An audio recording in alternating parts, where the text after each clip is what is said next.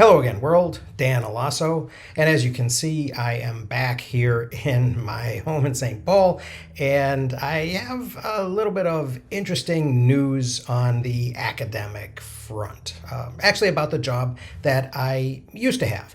Now, for those of you who have been subscribed or have been aware of me for a while now, you may recall that about a year ago, last summer, I became aware that I was being laid off or retrenched.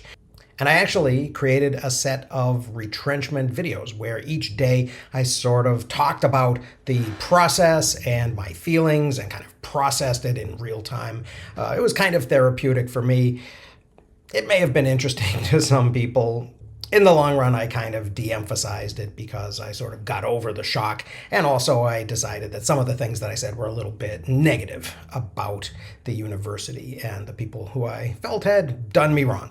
And so I'm going to try to not do that this time. Although there is news that I wanted to mention. I got an email at the end of last week from a friend, the guy who had got me the adjunct teaching gig at the university where he works, in the Minnesota state system. And this is the professor that I've known for several years and with whom I had collaborated writing an open textbook for modern world history, the course that he got me a section of in his department to teach this semester. So I was very grateful for that, and I have enjoyed teaching that course this fall at his university. But what he said in this email was that they had an opening for an American history professor that had come open due to a retirement. And the way this works in the system, when there's an opening at a university, the university HR staff will first check a list of retrenched faculty who will have preference for that. And he let me know that there was a person, they did find an entrenched American historian who had been retrenched in 2023, the year before me, from a different university within the system. All the universities within the system have been struggling. My friend said that he had asked HR about me, but he was told that my name was not on the retrenched list.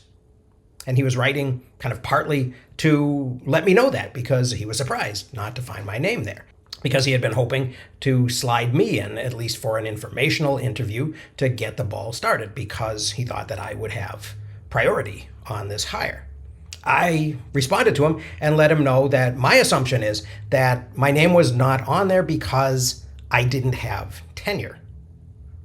Now, for those of you who watched my retrenchment videos way back when, you may recall that my dean and my provost at Bemidji State had urged me to apply for tenure during my final year, which was the year that I was eligible, and I had been planning to apply for both tenure and promotion, and I had been reasonably certain that I was going to get it.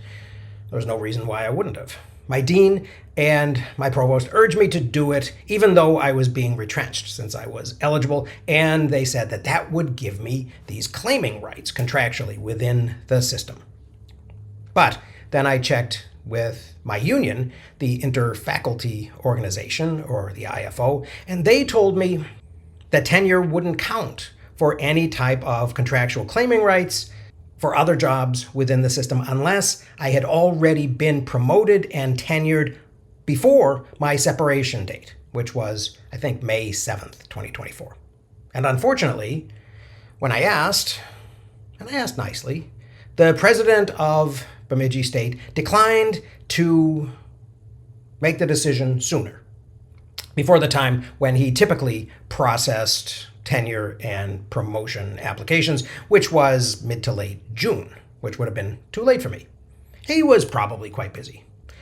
Actually, I'm being sarcastic here, and this is the only time I'm going to go negative in this post.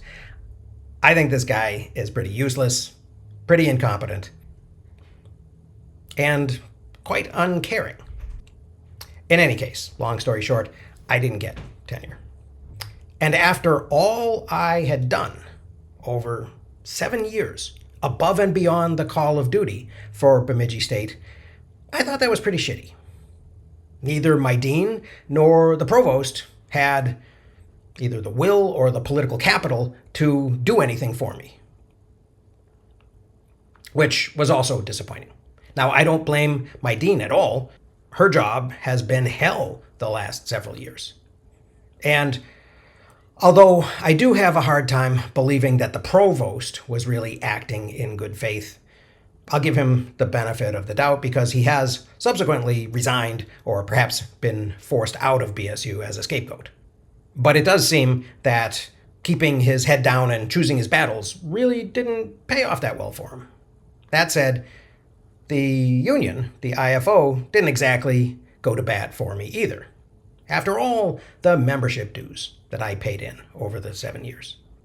So given that low degree of having my back, maybe I'm, in the long run, better off not landing another job in a university in this system. Ironically, the IFO local president at Bemidji State, who also really didn't go to bat for me, is now facing exactly the same situation that I faced last year. He was informed before the start of the fall semester that he will be retrenched at the end of this academic year. So after finding out that he had been laid off, he wrote a letter to the editor of the Bemidji Pioneer, suggesting, in his words, Bemidji's taxpayers should consider whether a university that spends only a third of its expenses on instruction is really prioritizing education. He also noted that after faculty had come up with a reorganization that saved the university about $1 million, quote, all the money professors saved in instructional costs last year was entirely eaten up by uncontrolled spending on facilities, administration, and athletics.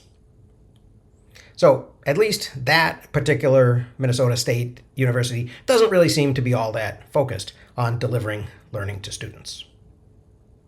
Now, having said all that, my experience this year has been much different. The community colleges in the system that I've been working with seem to be quite a bit more stable and may turn out to be viable for the longer term. I like my students, and I've had nearly 200 students this semester, and things seem to be going pretty well. I'm keeping busy, and there does seem to be a chance that I will be able to continue to find history courses to teach in the next academic year. So although the work is quite a bit more contingent and gig-like, at least there's work. So that's the recent news of Bemidji State University. I was up there, I drove by there a couple of times on my way from the old hobby farm to town, and things don't look that changed. But apparently the budget hemorrhaging is continuing, and they're taking it all out of academics. So that's an unfortunate sign of the crisis in higher ed, at least four-year higher ed. So if there are more developments in the future, I'll post updates, but that's the news for now. So I hope you found that a bit interesting. Thanks very much for watching. I will see you again very soon.